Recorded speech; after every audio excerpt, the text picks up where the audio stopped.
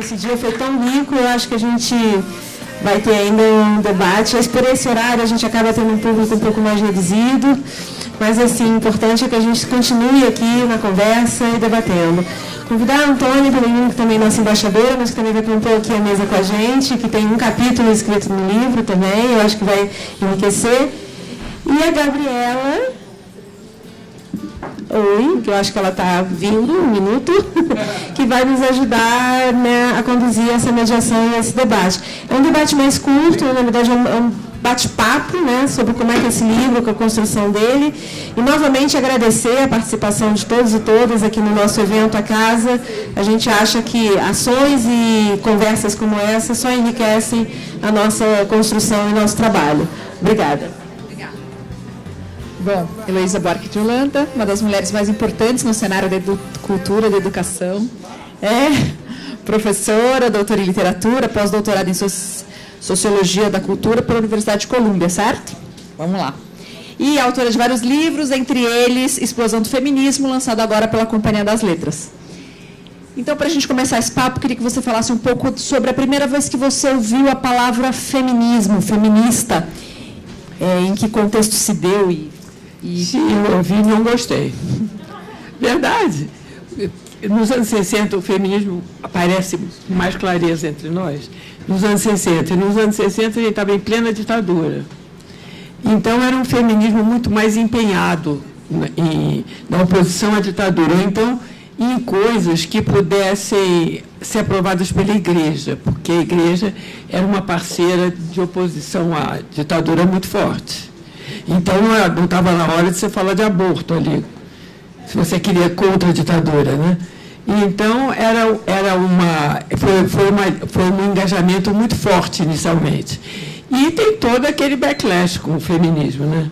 Quer dizer, sapatão, mal amada, abandona os filhos, não pode ter sucesso que não arranja namorado.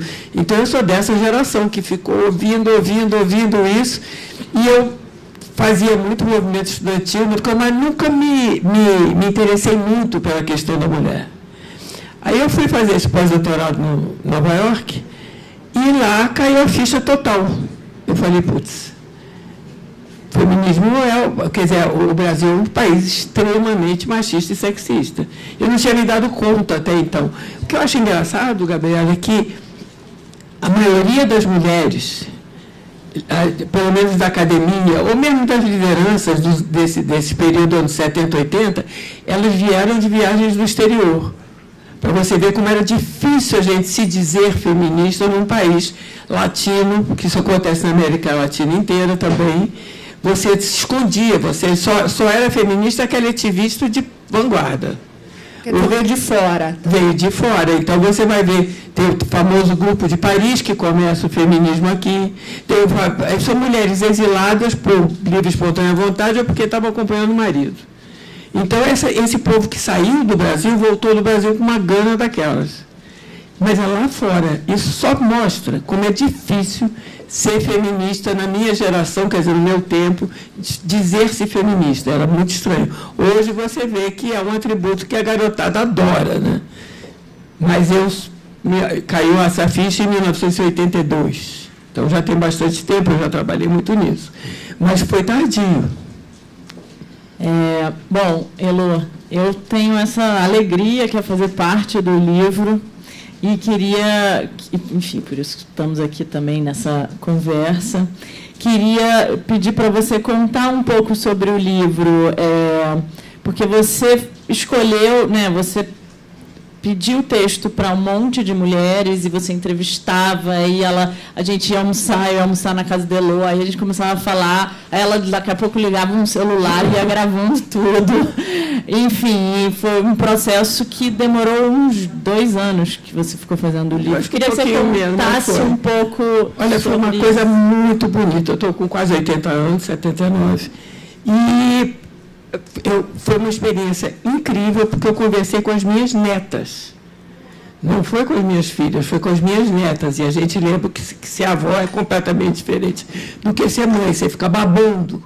Então, eu de repente, quer dizer, eu estava numa geração em que o feminismo tinha outra conotação. Eu trabalhei muito na academia, tentando abrir centros de estudos de gênero, escrevendo sobre gênero, organizando livros sobre feminismo, mas nunca, quer dizer, na academia, mas nunca me lembro de ter emplacado. Quer dizer, as coisas que eu fazia emplacava mais ou menos. Era muito ruim na faculdade, porque ninguém queria abrir espaço para estudos de gênero, para estudos feministas, era rejeitado academicamente, era rejeitado socialmente. Então, era uma coisa muito, muito, como é que se diz, um quilombo, não, um gueto, era um pouco um gueto.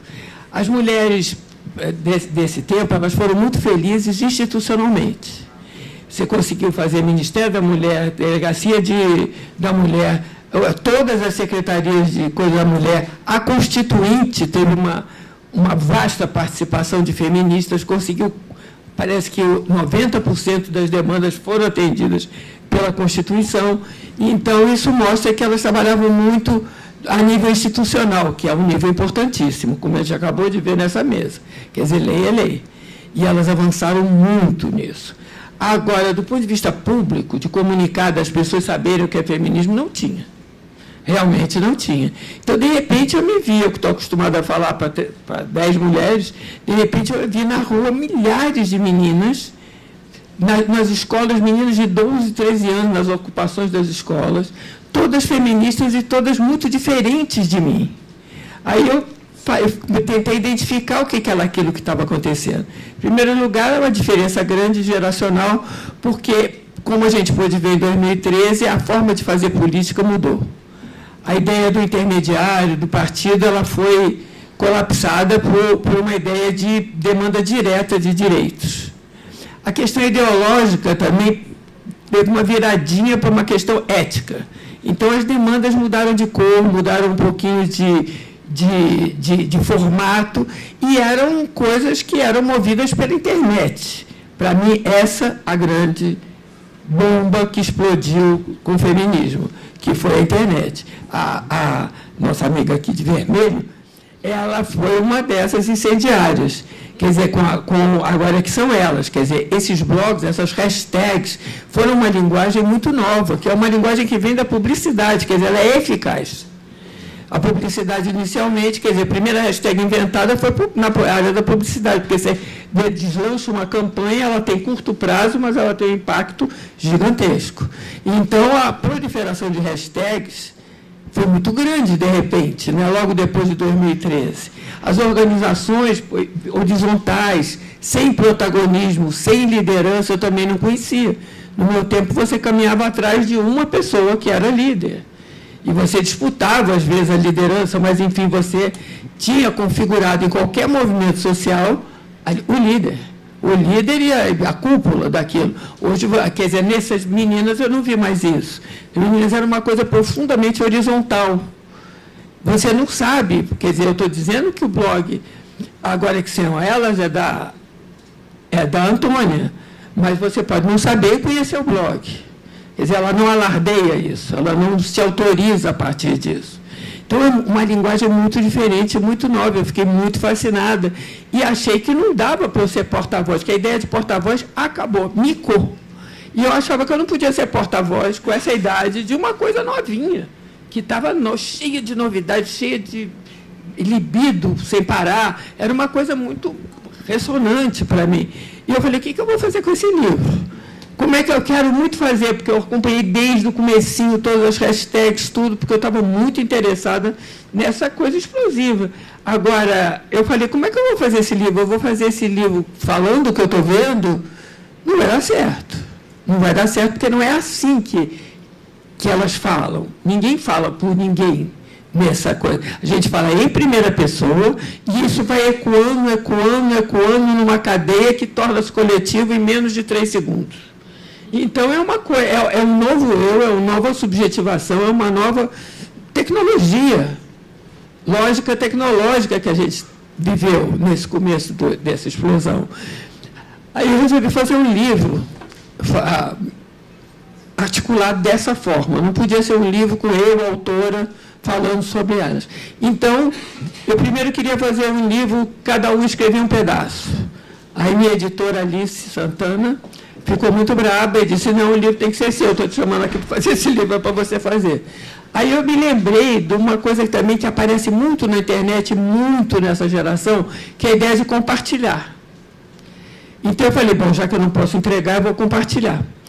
Aí, quer dizer, dividir, fracionar, eu vou compartilhar. Aí comecei a ouvir, chamei algumas pessoas, a maior parte gigantesca, ainda estudantes, quer dizer, 90% das pessoas que participam escrevendo junto, estudante, poucas pessoas não são, são 3. É você, a Cristiane Costa e a Patrícia Farias. O resto tudo é da mesma idade, tudo é muito jovem mesmo. E aí ficou assim na minha casa, eu ouvindo, e aí gravamos todo mundo, porque além da voz das coautoras, tem a voz que essas coautoras escreveram em cima de muitas vozes. Isso deu um trabalho de cão, para falar a verdade, era mais fácil eu sentar e dizer o que eu estava vendo. Eu fazia rapidinho, que eu escrevo muito rápido. Mas demorou anos de elaboração. E era engraçado, porque não era sem conflito. Eu devolvi os textos. Aliás, a própria da autora foi quem de menos eu devolvi, porque é uma escritora, é uma pessoa que é feminista, ela sabia peso e lógica das coisas. Mas mesmo assim, não, Antônia, não, Antônia, fala disso, não, Antônia, fala daquilo. Agora, as outras, as pequenininhas, as jovenzinhas, eu escrevi junto. Então, era na minha casa. Elas faziam um rascunhão, eu preenchia com minha coisa e a gente fez o final junto. Isso é muito chato, é muito pesado. Eu ficava assim, por que eu me meti nessa? Mas, ao mesmo tempo, o que eu aprendi, que eu não teria aprendido, o que eu ouvi principalmente de energia, não de palavras. O que eu senti daquilo foi uma coisa inacreditável. Eu adotei todas, são todas minhas netas, dediquei um livro a elas. E aqui tem tanto nome que vocês vão ver, se abrir aqui, vocês vão ver. Todo mundo deu palpite nesse livro. Cadê? Abre aqui para mim, Antônio. Tem uma nuvem aqui. Aí todas essas pessoas participaram do livro. E não são capítulos, não são partes. Quer dizer, o não da minha editora até que deu certo. Deu muito trabalho, mas deu certo. Porque seriam capítulos para uma, para outra, mas não. Agora, tem uma parte do livro que não foi feita assim, que é uma parte do livro que toca num problema muito delicado, que é o problema do lugar de fala. Então, eu queria ter... O livro começa com olhando as ruas, 2013, 2015, porque esse feminismo começa em 2015. Antes, todas as entrevistadas disseram que não eram feministas. Gente, 2015 tem 3 anos. É muito perto, é um movimento enorme, importantíssimo, impactante, 3 aninhos. E o que esse termo diz para você hoje? Qual? Feminismo, feminista, que você não gostou quando ouviu pela primeira vez? Eu acho que mudou muito. Eu acho que ser feminista hoje é uma luta já conquistada, porque é muito diferente. Por exemplo, vamos falar de aborto. Não, fala de violência, que era o tema da última mesa, violência. No meu tempo, eu sentava com as minhas colegas, com as minhas coisas, e pensava assim, vamos fazer delegacia das mulheres para que no futuro essa violência não tenha mais lugar. Aí tinha toda uma conversa teórica, política, sobre violência, sobre a ideologia da violência. Aí se acabava mudando o mundo inteiro, todas as relações sociais, econômicas e culturais, para que não houvesse a violência. Essas meninas, elas dizem, violência não, é um direito meu, já é um direito meu, não é um direito que eu demande, não é uma demanda, é um direito, já aconteceu. Então, é muito incrível, porque olha, no meio tempo, entre eu e as meninas, eu fiz algumas exposições só com mulheres, e elas todas se recusavam a se chamar de feministas. Isso no ano 90. As artistas, as poetas, todas, não sou feminista. Aí eu falei, mas então é o quê? Aí eu disse assim, não, nós somos artistas, nós não somos feministas. Parece que iam jogar num nicho ruim. Não sei bem o que passava pelas cabeças delas. Ia perder público, não sei. Talvez perdesse. Tá certo. E naquele momento, né? Então, o mercado editorial estava bem diferente, o mercado das artes também muito diferente. Então, elas, no máximo, diziam pós-feministas, que é um prefixo irritante, porque não acabou o feminismo. Nós não estamos, os direitos que a gente reclama, como foi visto há 3 minutos atrás, estão todos pendentes. Precisa muita briga ainda para que não esteja violência, feminicídio, as coisas. Eu estou falando de vida, não estou falando de detalhe. Quer dizer, tudo isso está no mesmo pé. Mas só que hoje essas meninas se fazem ouvir. E dá para traçar um perfil dessas mulheres que estão à frente do movimento hoje? Quem são? Eu acho que não estão à frente. Eu acho que é um aglutinado, um aglomerado de jovens que bateu na carne isso. Porque ele reconhece seus direitos, é diferente, é um ativismo completamente diferente. Cada uma está falando de si. Só que tem a absoluta consciência que esse si, que eu, é nós. Então, é uma gramática interessante a delas. Eu fui assediada pelo meu tio quando tinha 3 anos, como está implícito, como milhares de meninas foram.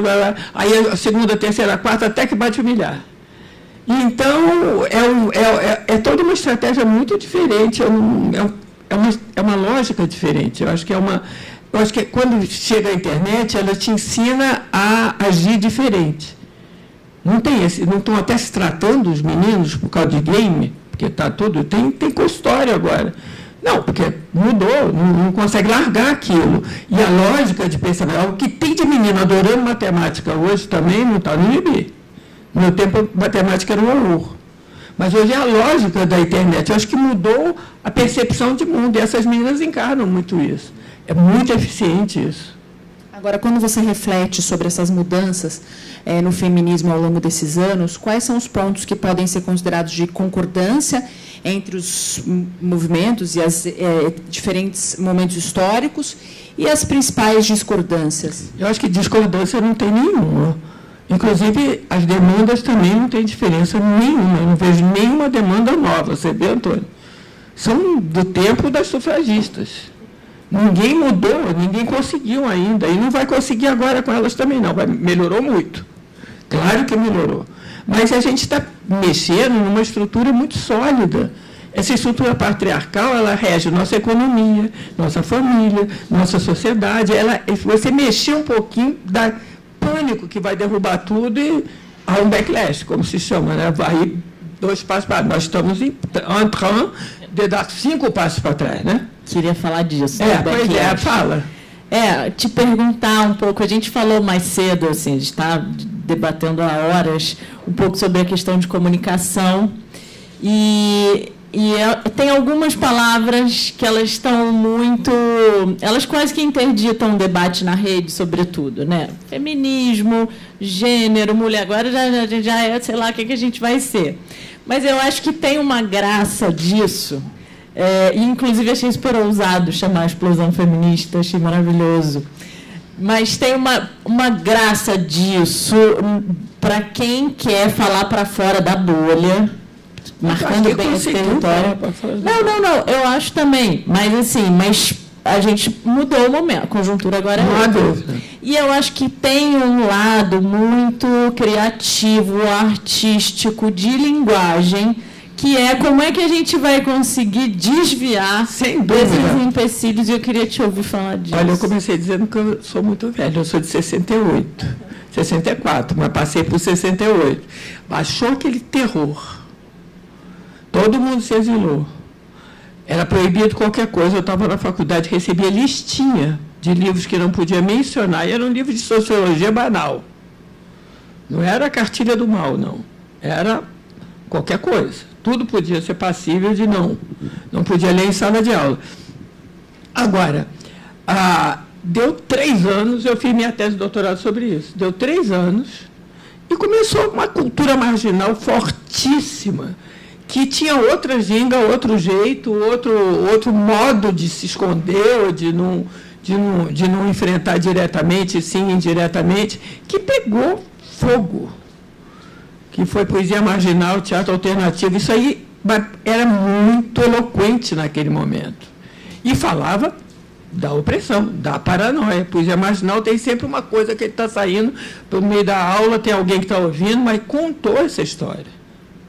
Então, eu acho que a gente vai fazer a mesma coisa. A cultura, como disse, é muito engenhosa, muito muito malvada. A cultura, ela consegue se adaptar, ela é meio amálgama, né?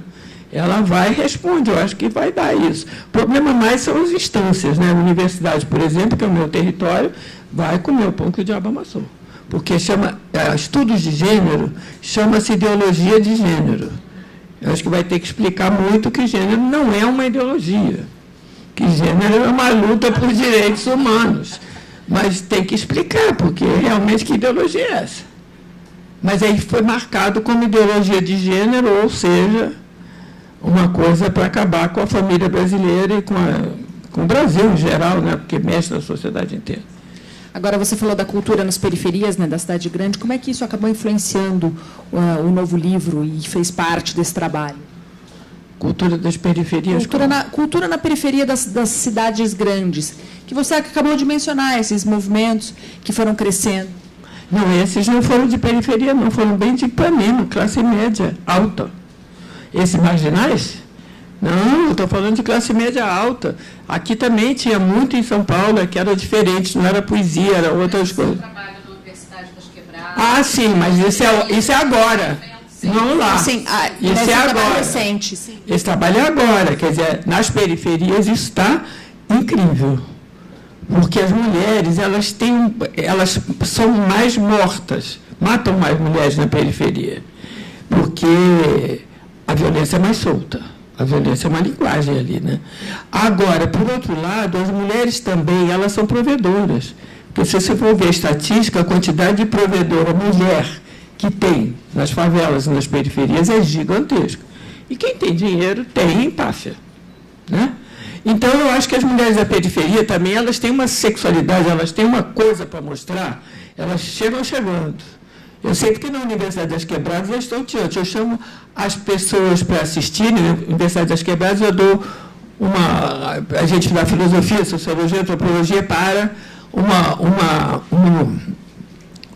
para as artistas, as artistas e produtores culturais da periferia, mas já são mais velhinhos, já são artistas, não é garotada.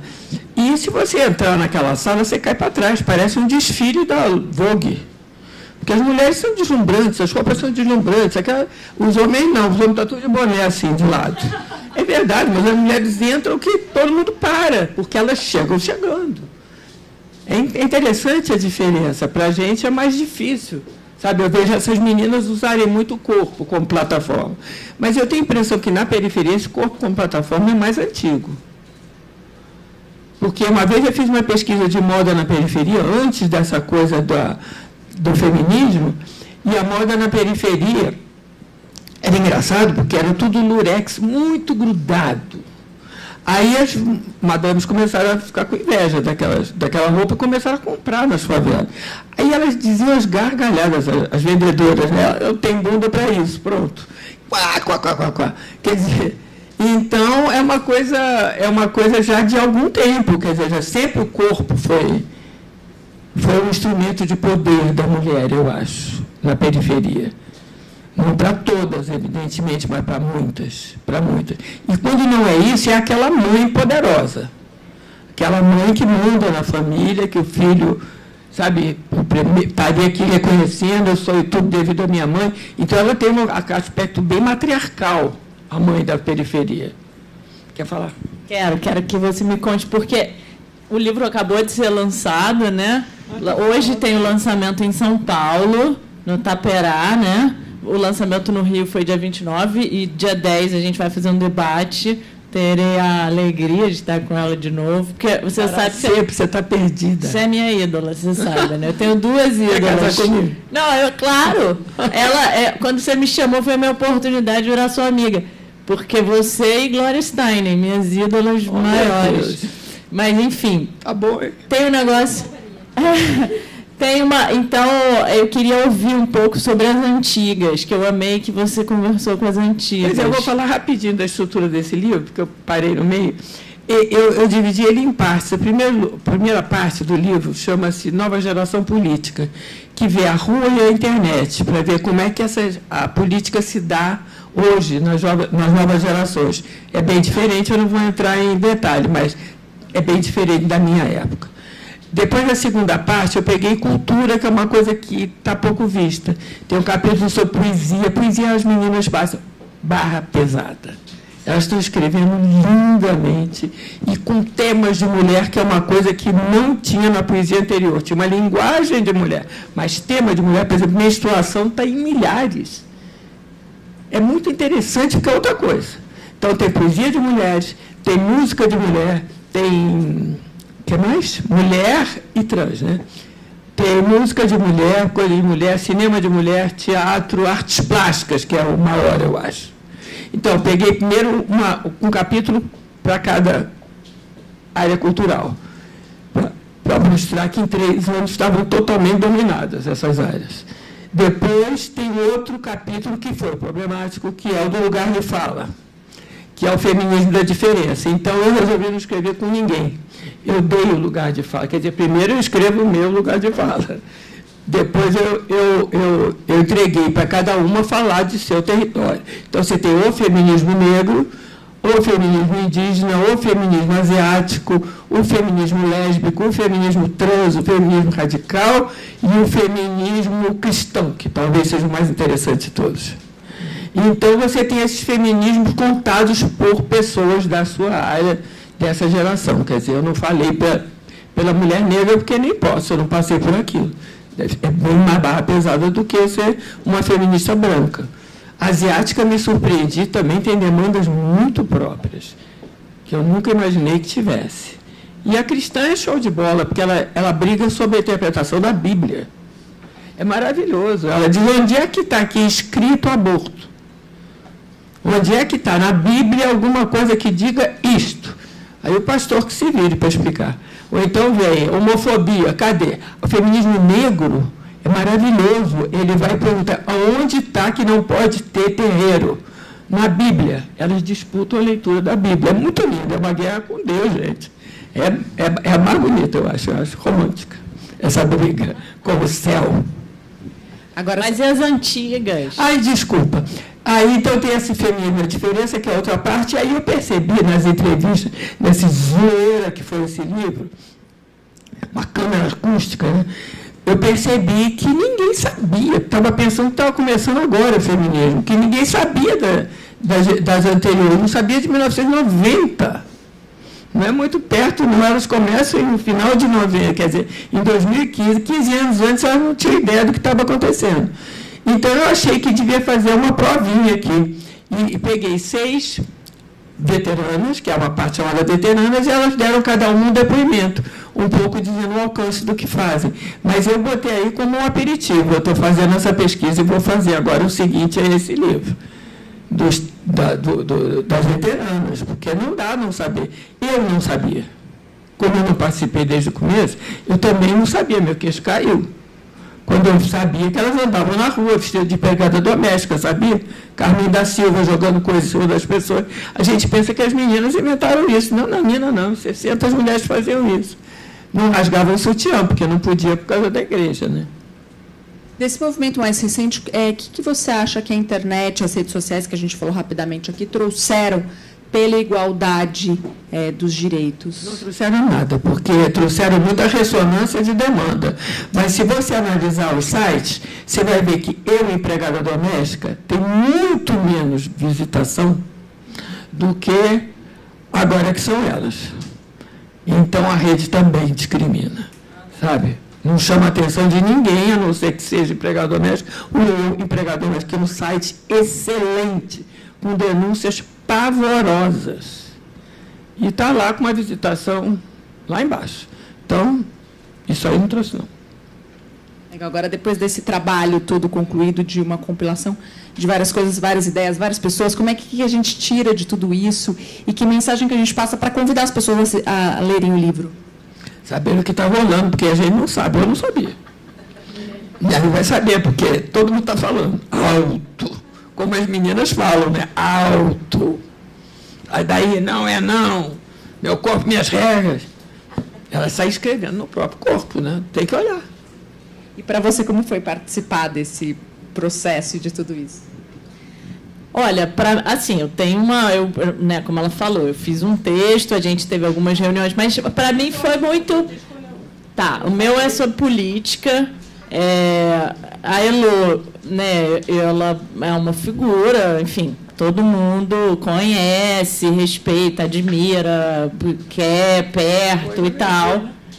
E ela é mãe de um amigo meu que contava, o Pedrinho, contava umas histórias geniais de infância, que você levava eles para pichar. Eu amava essa história. Ela ia num Fusca com os 3 filhos para eles picharem, para eles entenderem o que é a marginalidade, ou o espírito transgressor, enfim.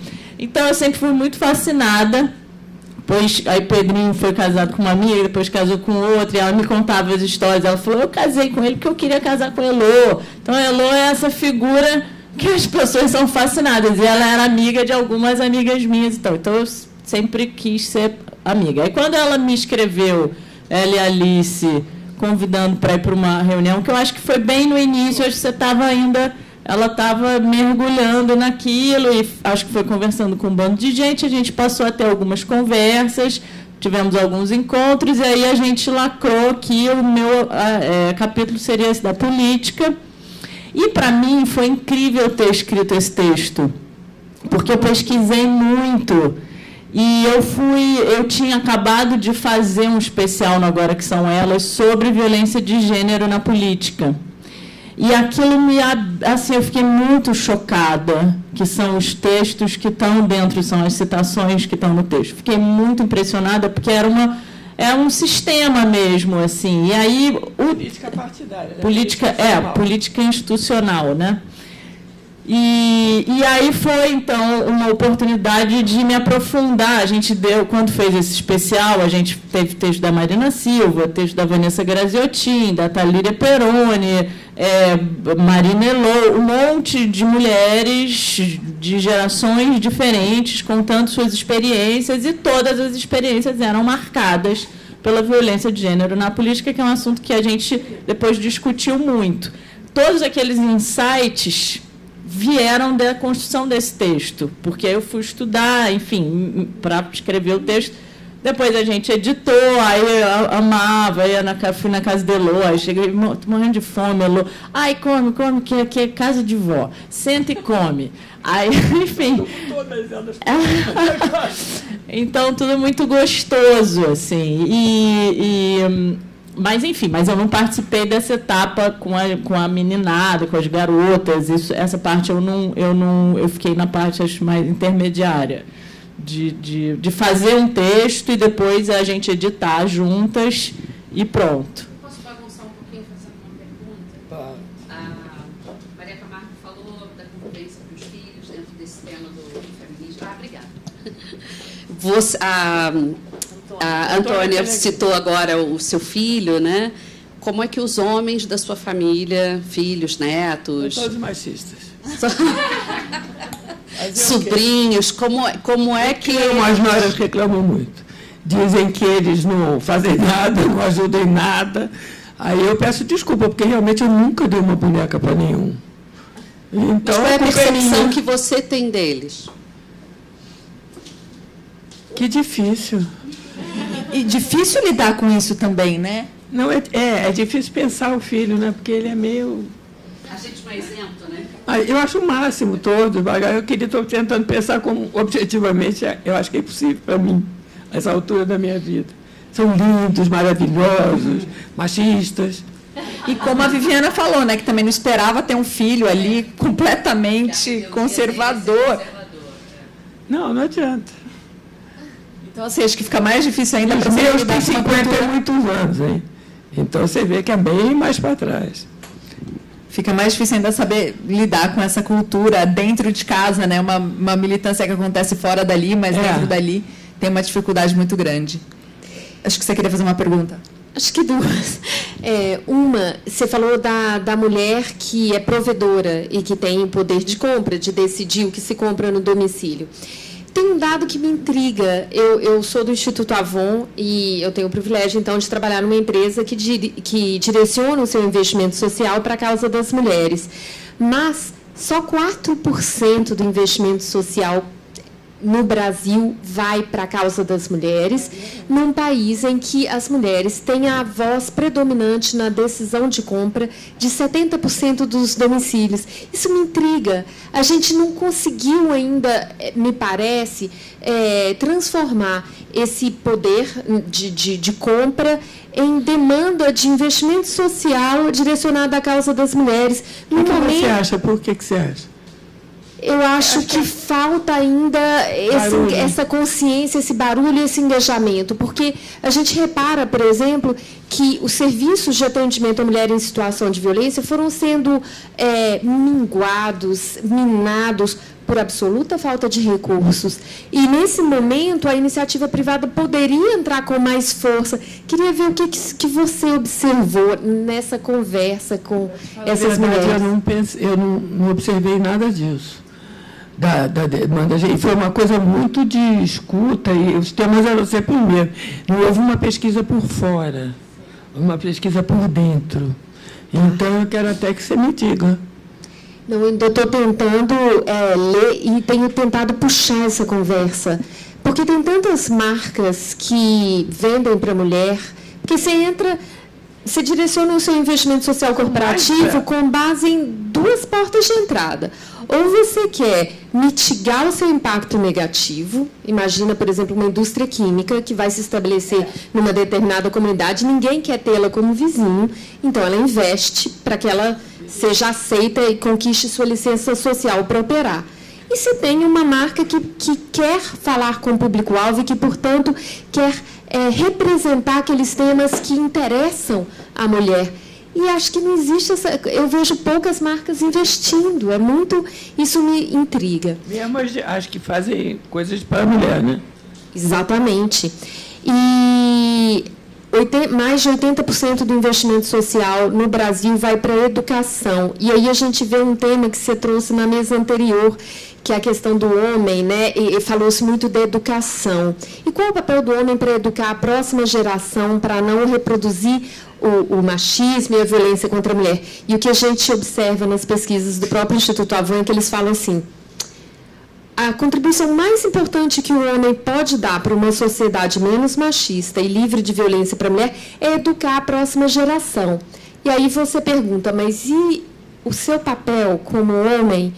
Só 17% acha que o papel dele é mudar as próprias atitudes. A gente pula uma geração, a gente terceiriza. E acaba não se responsabilizando, né? Exatamente, porque o exemplo também educa, né? Aliás, o exemplo educa muito. É porque mexer nessa estrutura, eu tenho uma clareza sobre isso. Se mexer nessa estrutura, você derruba muito mais coisa do que homens e mulheres. Um sistema econômico, um sistema... É muito profundo isso. Tem um livro chamado Caliban e a Bruxa, que mostra desde a Idade Média a vinculação de sistemas econômicos com a opressão da mulher. Assim, clara e matematicamente. É muito impressionante. Aí que você sente que, eu não estou falando só de... Eu estou falando do todo, é mexer no tudo. Mexeu com uma, mexeu com tudo. E o essa luta que é contra o patriarcado anterior ao capitalismo, né? É o negócio mais velho que tudo e se mantém, e perdura, né? Não é à toa que eles dizem que a gente quer acabar com a família. No limite é isso mesmo. É com essa família horrorosa, né? Não, e a família é propriedade, é dinheiro. E a outra pergunta, desculpa, é como você falou com vários tipos de feminismo e várias linguagens do feminismo, você comentou aqui. Eu queria saber se você acha que existe abertura e tolerância dentro do próprio feminismo, abertura a essa heterogeneidade e tolerância entre nós, para entender que talvez a gente não precise concordar em tudo, para concordar em algumas coisas e evoluir. Acho que ainda não. Acho que nós estamos num momento estratégico muito recente, que cada uma está defendendo o seu território. Eu acho que com o tempo isso relaxa, mas no momento eu estou respeitando, porque é por isso que eu dei cada capítulo para uma, eu não ousei falar, irmã. Porque realmente eu sou feminista há 50 anos. Eu nunca me lembro de ter encaminhado a causa da mulher negra. Então eu também não tenho que... Ela tem que calar minha boca. Eu não me lembro de ter feito isso. nos fóruns, na coisa. E a mulher negra, não me lembrei. Então, era uma coisa muito universal e muito pesada mesmo, muito opressora para as outras. Não dava chance. As experiências de uma mulher negra e a minha são muito diferentes. O privilégio que eu tenho, seja ele qual for, de qualquer mulher branca tem, é muito estapafúrdio. Porque a mulher negra tem um tratamento específico e é duplamente vitimizada por ser negra e por ser mulher. É uma barra pesada. E no livro, eu não vou falar de cada um agora, porque leva tempo, mas no livro você vê cada um que sofre. As asiáticas, por exemplo, fazem um estereótipo de fetichizam elas. E elas não estão suportando isso. Que já não é o caso da mulher negra. Então, eu não sei, nunca fui fetichizada, nunca ninguém achou nada disso de mim. Como é que eu vou falar? Primeiro, eu tenho que ouvir, tenho que aprender e abrir espaço. Mas eu acho que sem diálogo não há política. Então, a gente está num momento de suspensão, de dar a voz, de estratégico, de emergência, digamos. A palavra é emergência. Então, agora é urgente que todas falem. Depois falamos conjuntamente. Eu acho que é isso que vai acontecer. Mas, no momento, eu não consigo interpelar, dizer, pela minha própria experiência de branca, branquíssima, que nunca pensei, nem sabia que tinha mulher asiática.